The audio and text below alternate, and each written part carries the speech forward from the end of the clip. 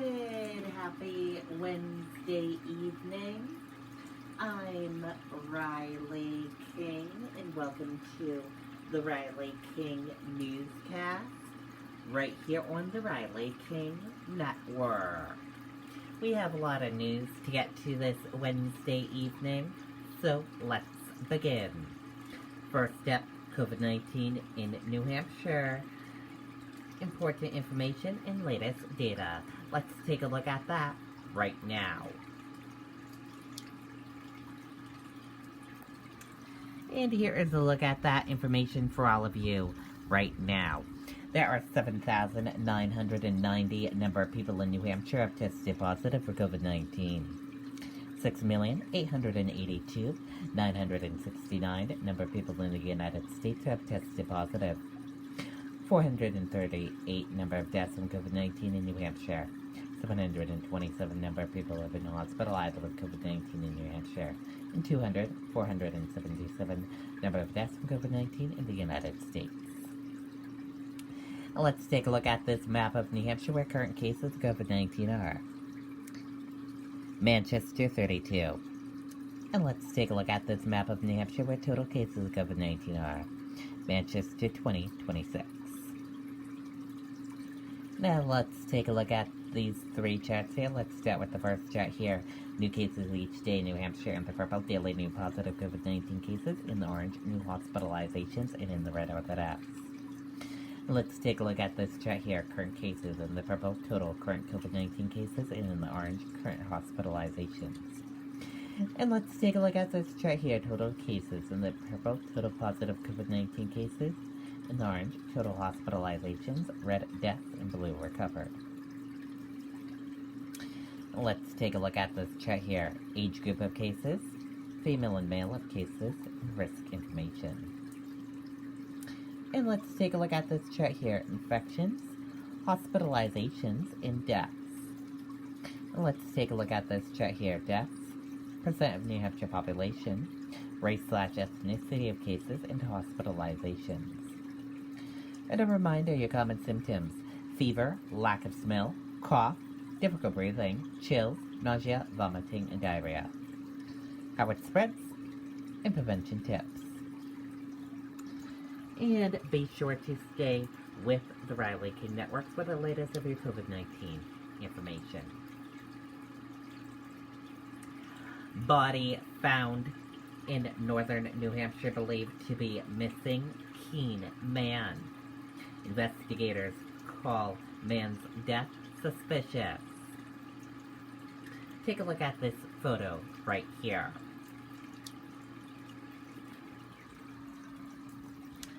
Suspicious death investigation. Authorities believe victim is missing Keene man.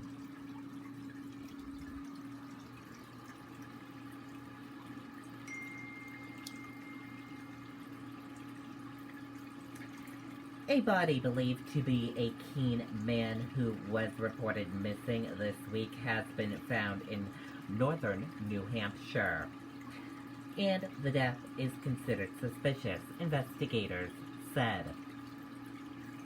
The Attorney General's office said Wednesday that investigators believe they have found the body of Jonathan Arnold, 25, of Keene, in the unincorporated area of Atkinson in Gilmington Academy Grant in Coos County. An autopsy is scheduled for tomorrow. Arnold was reported missing Monday after he failed to show up for work in Jaffrey. His family said they hadn't heard from him since Saturday. Investigators have released few details, but have called the death suspicious. Officials said there does not appear to be any danger to the public. Anyone with information regarding the whereabouts of Arnold since Saturday is asked to call New Hampshire State Police at 603 MCU TIPS 603 628 8477. Repairs continue after Air Force 2 hits bird while departing New Hampshire. No one injured as aircraft forced to turn around in Manchester. Let's take a listen to that video from WMUR News 9, Ray Brewer.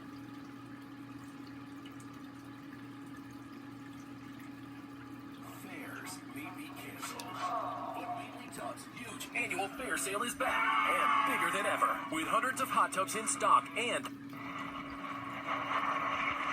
Just before 11 this morning, a plane carrying what appeared to be a repair crew landed at the Manchester-Boston Regional Airport to work on what had served as Air Force 2 parked on the property. This comes a day after that plane, which had been carrying Vice President Mike Pence, struck a bird and needed to return to Manchester. This video shows the moment the strike happened. It was definitely a shock to see that happen. Andrew Kelly was one of several taping the departure. I looked back at the footage and realized that smoke had come out of the right engine upon takeoff, and sparks too. I happened to notice when I was filming sparks come out. Kelly was also following the plane on a flight tracker, so he knew that something serious had happened. It had climbed up, but then it had stopped climbing, as it wouldn't normally stop climbing, and it had started to descend again. And the plane landed without incident, and no one was injured. After they landed, the airport operations scoured the runway to make sure there's no debris once the aircraft is landed. The vice president taking time to inspect the damage before boarding another plane back to Washington last night. As you can imagine, this plane has attracted a lot of attention. There have been many people coming down just to get a glimpse of it. There's no word yet, though, on when the repairs might be completed and the plane will be able to depart. In Manchester, Ray Brewer, WMUR News 9. Okay, and there you go on that video and that report.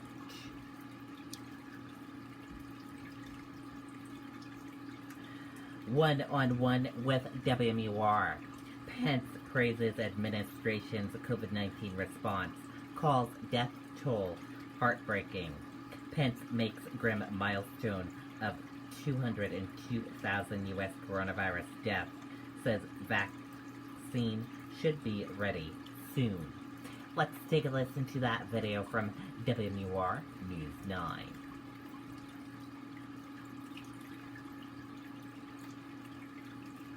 You're a smart guy. You've got everything pretty much figured out. well, almost everything. 45% of traffic deaths could be prevented by wearing a seatbelt. Smarten up. Buckle up. No excuses, guys.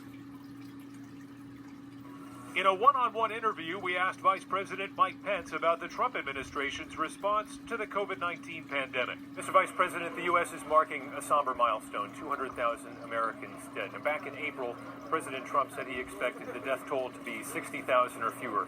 Why has this virus taken so many more lives than those initial projections?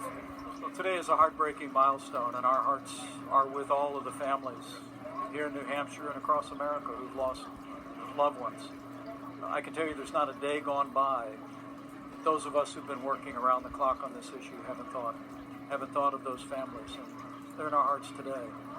But I'm absolutely convinced that because of the decisive action President Trump took early on, suspending all travel from China, standing up the White House Coronavirus Task Force, starting work on a vaccine actually during the month of February, and marshaling the greatest national mobilization since World War II, that we recently cleared 100 million coronavirus tests performed in this country.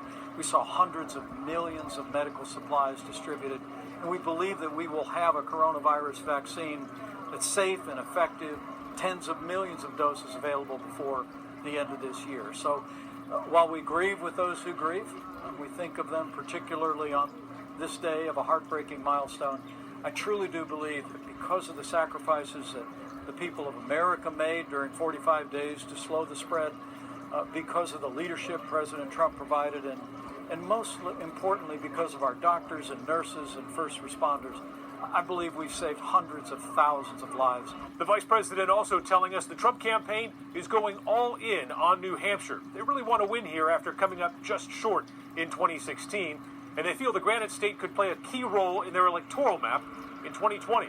Well, New Hampshire always plays an outsized role in American politics. In Guilford, Adam Sexton, WMUR, News 9. Okay, and there you go on that video and that report.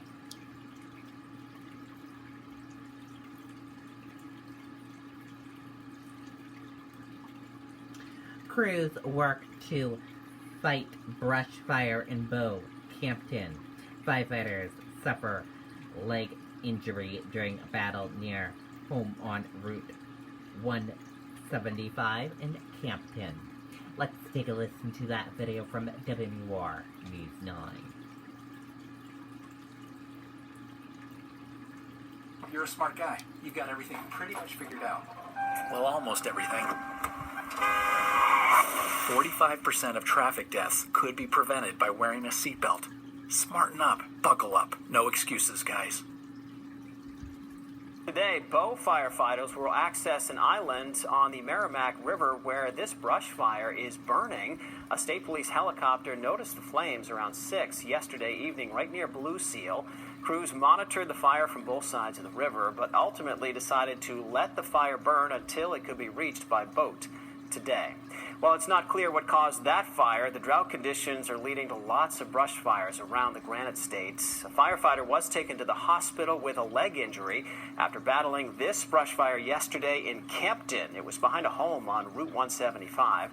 Officials say the fire burned about a third of an acre, and several other departments responded as backup. The cause remains under investigation.